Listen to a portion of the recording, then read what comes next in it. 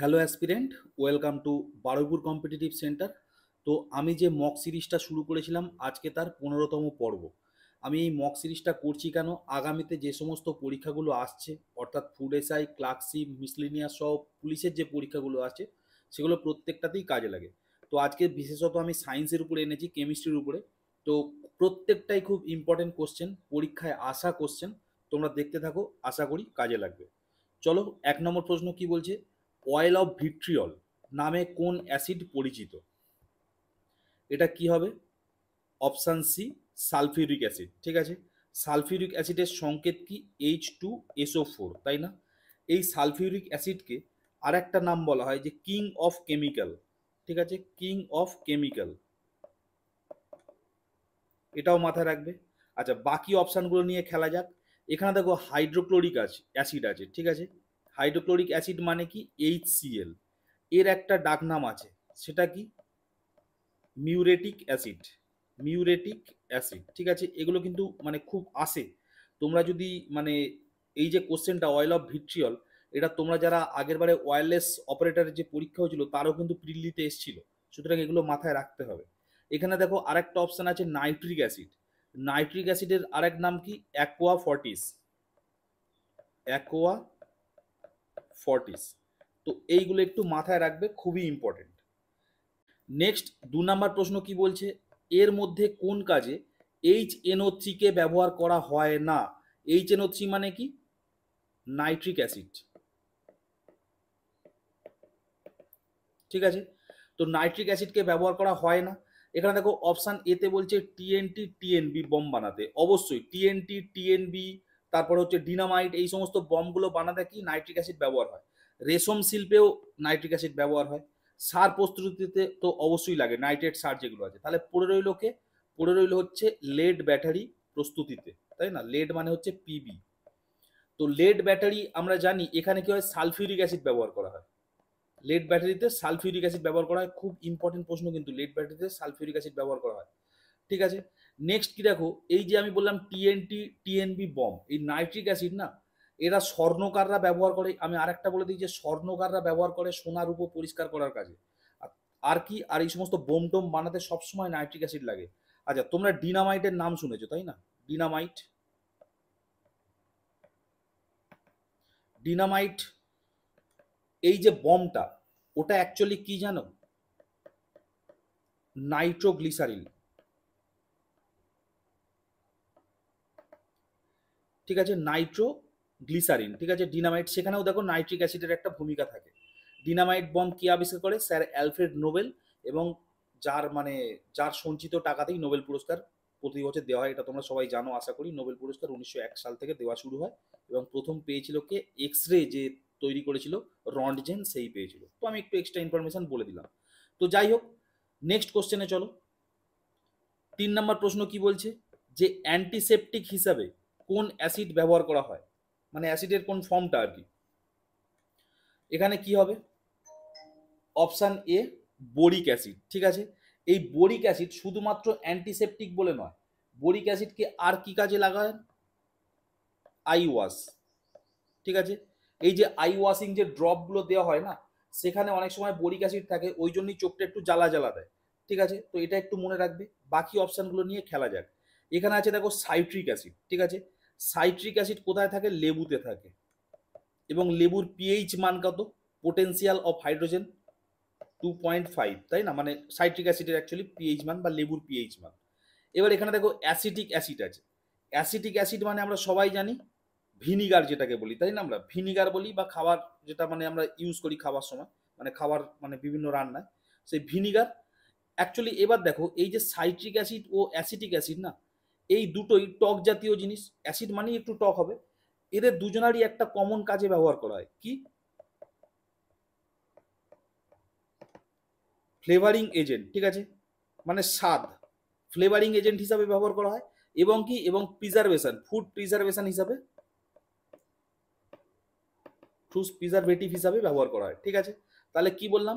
Citric acid ও acetic acid, এক তো হচ্ছে ফ্লেভারিং এজেন্ট হিসাবে ব্যবহার করা হয়, মানে স্বাদের জন্য। আর দুই, ফুড প্রিজারভেটিভের জন্য, মানে খাদ্য সংরক্ষণের জন্য ব্যবহার করা হয়। আর এখানে দেখো আরেকটা অপশন আছে টার্টেরিক অ্যাসিড, তাই না? টার্টারিক অ্যাসিড কোথায় পাওয়া যায়? টার্টারিক অ্যাসিড পাওয়া যায় তেঁতুলে, তেঁতুলে, তাই না? নেক্সট 4 নম্বর প্রশ্ন চলো। বলছে অ্যান্টাসিডস এ প্রকৃত অর্থে কি ব্যবহার করা হয়? আমরা যে মানে বাজার থেকে যে অ্যান্টাসিড গুলো খাই, তাই না, সেগুলোয় কি ব্যবহার করা হয় এটা জানতে চেয়েছে। অপশান এতে বলছে ম্যাগনেসিয়াম হাইড্রক্সাইড, অপশান বিতে ক্যালসিয়াম হাইড্রক্সাইড, অপশান সিতে অ্যালুমিনিয়াম হাইড্রক্সাইড, আর অপশান ডিতে সোডিয়াম হাইড্রক্সাইড। তো এটা কি হবে? ম্যাগনেসিয়াম হাইড্রক্সাইড, ঠিক আছে। এটাকে সহজে কি বলে? মিল্ক অফ ম্যাগনেসিয়া বলে, ঠিক আছে। যার সংকেত কি? আগে লিখে নিই, মিল্ক অফ ম্যাগনেসিয়া, ঠিক আছে। যার সংকেত কি? যার সংকেত হচ্ছে MgOH এর হোল 2। খুব গুরুত্বপূর্ণ জিনিস এই ম্যাগনেসিয়াম হাইড্রক্সাইড। তার কারণ কি? অ্যান্টাসিড, অ্যাকচুয়ালি অ্যান্টাসিডকে ভাঙো, ওটা কি হয়ে যাবে? অ্যান্টি অ্যাসিড, তাই না? দেখো, তোমাদের আমি আগের যে ক্লাসটা নিই সেখানে আমি বলেছিলাম যে আমাদের যে গ্যাস্ট্রিক জুস আছে পেটে, যে পাকস্থলীতে যে গ্যাস্ট্রিক জুসটা আসে, তাতে HCl থাকে, তাই না? খুব ইম্পর্টেন্ট, এটাও বায়োলজিতে প্রশ্ন আসে, তাই না? তো ওই গ্যাস্ট্রিক জুসের পিএইচ মান কত? পিএইচ মান হচ্ছে 1.5। পিএইচ মান কি? পিএইচ মান হচ্ছে পোটেনশিয়াল অফ হাইড্রোজেন, যেটা 0 থেকে 14 স্কেলের মধ্যে থাকে, ঠিক আছে। আর মাঝখানে কে থাকে? মাঝখানে থাকে 7। তুমি যত নিচের দিকে নামবে তত জিনিসটা কি হবে? অ্যাসিড হবে। আর যত উপর দিকে যাবে তত কি হবে? জিনিসটা ক্ষার হবে বা বেস হবে। এইবার দেখো, যত কম ভ্যালু হবে তার অ্যাসিডিক পাওয়ার তত বেশি। লেবুর 2.5, লেবুর থেকেও আমাদের পেটের যে পাকস্থলী থাকে তার যে গ্যাস্ট্রিক মানে জুস, তার দেখো 1.5, মানে আরো অ্যাসিড। এইবার তুমি কি হচ্ছে? বিয়ে বাড়িতে গেলে, বিয়ে বাড়িতে ফ্রিতে পেলে, প্রচুর খেলে, একদম খাসি টাসি সব খেয়ে একদম পেটে ভর্তি করে নিলে। এবার ওটাকে তো পাচিত করতে হবে, ওটাকে তো হজম করতে হবে, তাই জন্য কি হয়? প্রচুর পরিমাণে গ্যাস্ট্রিক জুস আমাদের পাকস্থলীতে এসে সঞ্চিত হয়। আর গ্যাস্ট্রিক জুস আসছে মানেই কি? 1.5 পিএইচ ভ্যালুও আসছে, তাই না?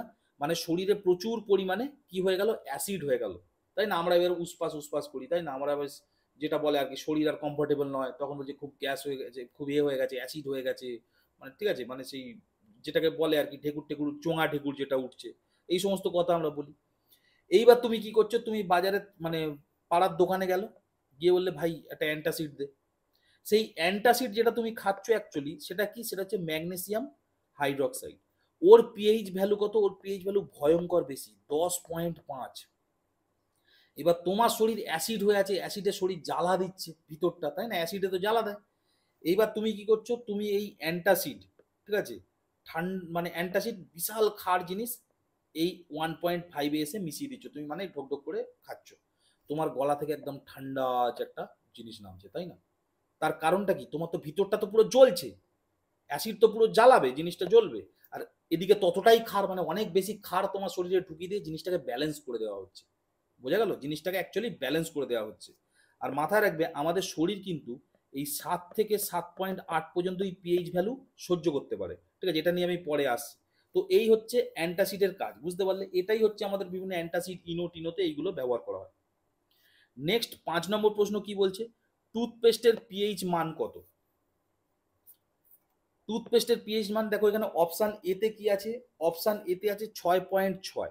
6.6 কার? দুধের। দুধ বলো বা আমাদের মুখে যে লালা থাকে, সেই লালার হচ্ছে 6.6। তারপরে দেখো হচ্ছে 7.4। আমি ট্রিকের জন্য বলেছিলাম, মনে রাখবে, সাচ্চা, সাচ্চা, মাঝে একটা পয়েন্ট দিয়ে দেবে, ঠিক আছে? 7.4, ঠিক আছে। আমরা বলি না যে রক্ত আমার সাচ্চা রক্ত আছে, দেখবে অনেকে বলে যে এ রক্ত সাচ্চা আছে, সাচ্চা, ওরকম ভাবে 7.4 মনে রাখবে, ঠিক আছে? 7.4 হয়ে গেল। এরপর দেখো এখানে 3 আছে। 3 কার? 3 হচ্ছে আপেলের আছে। আর কার? আর হচ্ছে ভিনিগার। আচ্ছা, বলছি গেলে বলেই দিই, ওয়াইনের কত? ওয়াইনের হচ্ছে 2.8, ঠিক আছে। এগুলো একটু মাথায় রাখতে হবে। গ্যাস্ট্রিক জুস আমি তো বলেই দিলাম 1.5। তো যাই হোক, এখানে প্রশ্নটি যেটা ছিল টুথপেস্ট, টুথপেস্টের কত? টুথপেস্টের হচ্ছে 9। পড়ে রইল 9, তাহলে টুথপেস্টের পিএইচ ভ্যালু কত? 9। এখানেও সেই গল্প একই। টুথপেস্ট কেন আমরা ব্যবহার করি? ধরো সেটাই এই একই ব্যাপার। ধরো তোমার আমি আগেই বলেছি 0 থেকে 14 পর্যন্ত স্কেল, মাঝে আছে কি? মাঝে আছে 7। এইবারে দেখো, তুমি এক্ষুনি তোমাকে আমি বললাম লালা, এই যে লালা, লালার কত? 6.6, মানে 7-এর থেকে একটু এই দিকটায়। মানে সোজা কথা, আমাদের লালাটা হালকা হলেও অ্যাসিড, খুব বেশি না হলেও হালকা হলেও অ্যাসিড। এবার তুমি সারা রাত তুমি ঘুমোচ্ছ, ঘুমলে তুমি তো আর মুখকে মুভমেন্ট করছো না, তাহলে কি হচ্ছে, ওই লালাটা তোমার দাঁতের উপরে সারা রাত ধরে বসে আছে। তোমার অ্যাকচুয়ালি কি হচ্ছে, তোমার দাঁতটা অ্যাসিডের মধ্যে আছে। এবার দাঁত যতই শক্তিশালী হোক, দাঁত হচ্ছে আমাদের শরীরের সব থেকে মানে শক্ত জিনিস আর কি, কিন্তু সে যতই শক্ত জিনিস হোক না কেন, তুমি অ্যাসিডে চুবিয়ে রাখলে কি করে হবে? যদিও অ্যাসিডটা খুব কম, তবুও দিনের পর দিন যদি থাকে তাহলে দাঁত তো খারাপ হয়ে যাবে, অ্যাসিড তো খারাপ করে দেবে। তাই জন্য কি হচ্ছে, দাঁত সারা রাত যখনই থাকছে, আমাদের দাঁতের উপরে একটা অ্যাসিডের লেয়ার পড়ে যাচ্ছে, হালকা হলেও লেয়ার পড়ছে।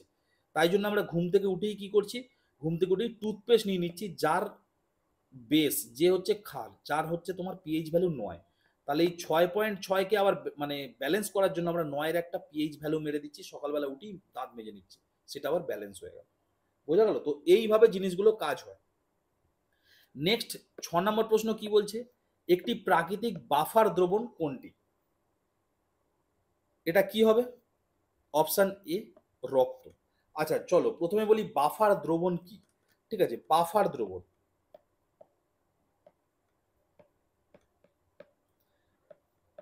বাফার দ্রবণ অ্যাকচুয়ালি কি বলছে, ধরো কোনো, আমি এক্ষুনি কি বললাম, মানুষের শরীর 7 থেকে 7.8 পর্যন্ত পিএইচ ভ্যালু সহ্য করতে পারে।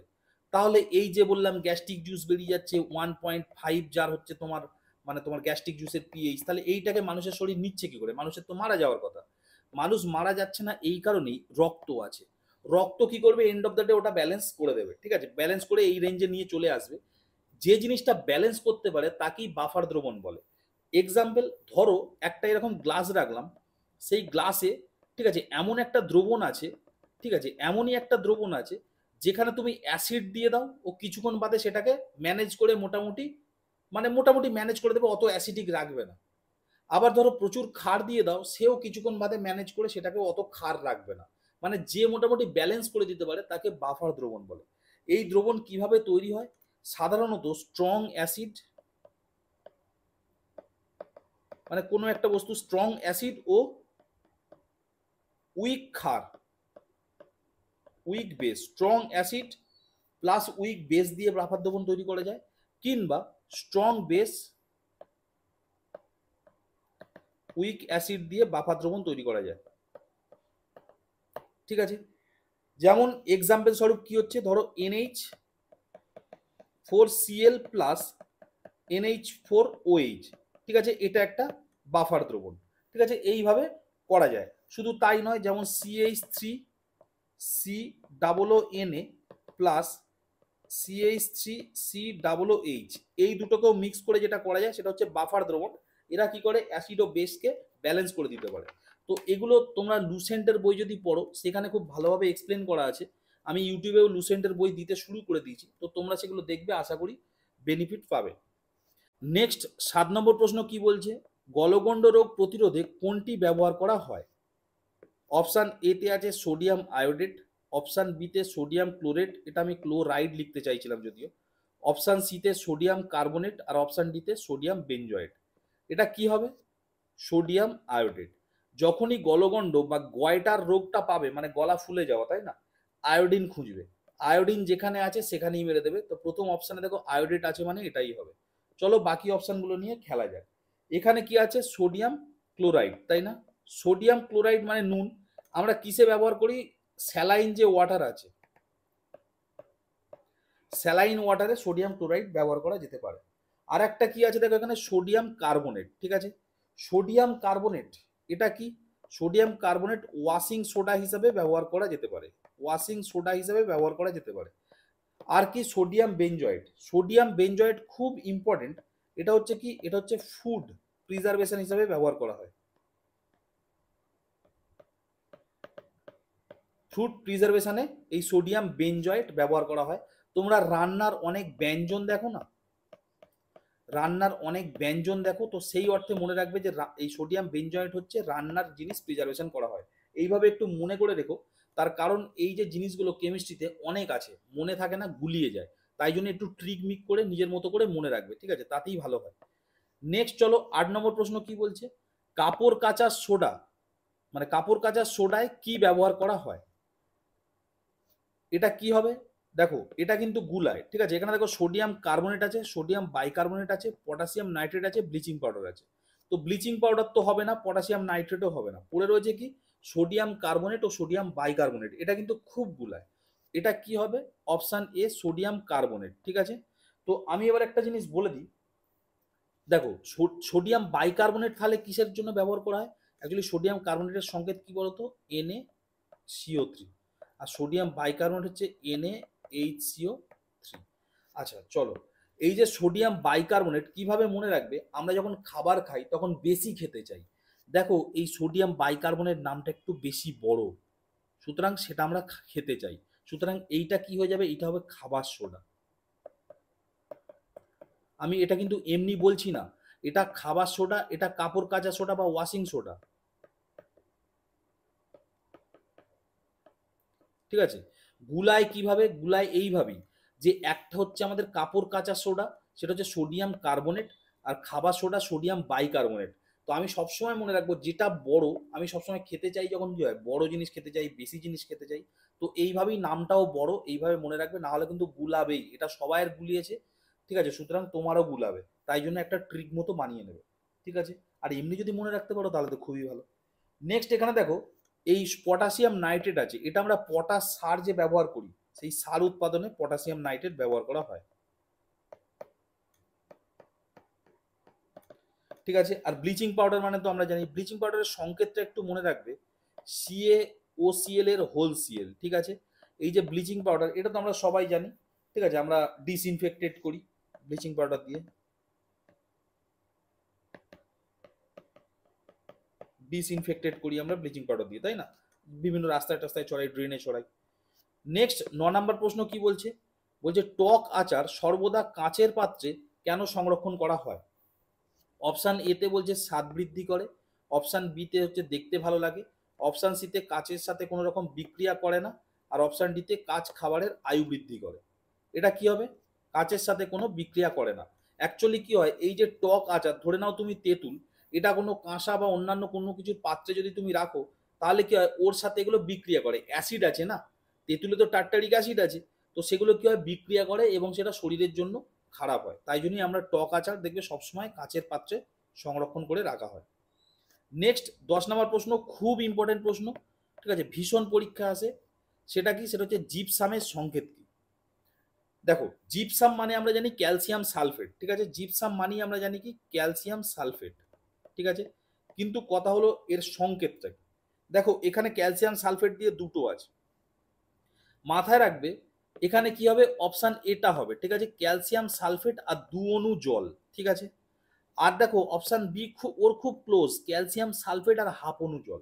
এইটা কি জানো? এটা হচ্ছে প্লাস্টার অফ প্যারিস। কিভাবে মনে রাখবে? তোমার যখন হাত পা ভেঙে যায়, তখন দেখবে তোমার হাতটা ভেঙে দুটুকরো হয়ে গেছে বা হাফ হয়ে গেছে, তাই জন্য 1/2 অণু জলটা হচ্ছে কিসে আছে? প্লাস্টার অফ প্যারিসে আছে। ঠিক আছে, এরপর কি? এরপর হচ্ছে CaCl2। এটা কি?